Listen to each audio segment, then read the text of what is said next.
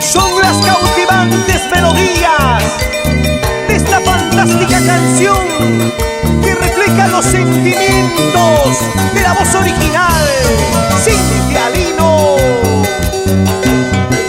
Río que baja de Chaquicocha, llévate mis penas y mi tristeza.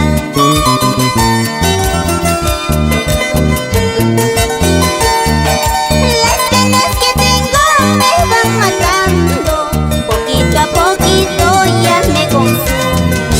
Tú eres el culpable de esta alegría. Río que baja de Pampahuasi, y llévate mis penas y mi tristeza.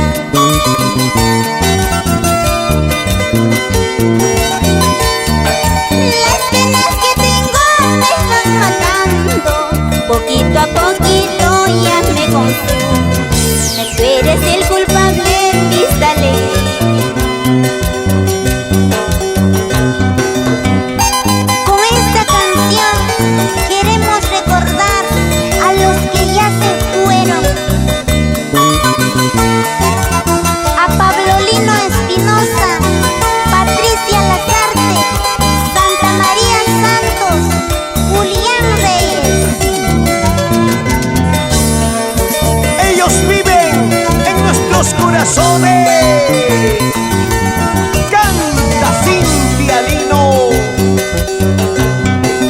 Río que corre por Puyapampa, llévate mis penas, mi sufrimiento.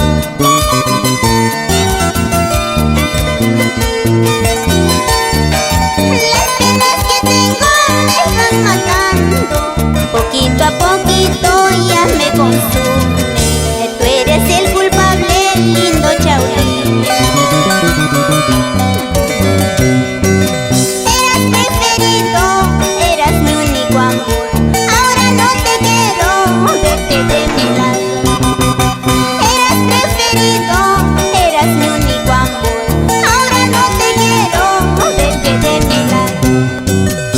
Que se vaya, porque no se merece tu amor y cariño, Cintia. Pero que se vaya bien lejos.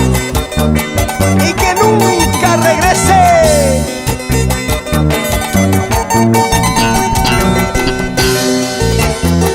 Así, así, así, así. Luz Lino. Goza, goza. Santa Cruz Lino.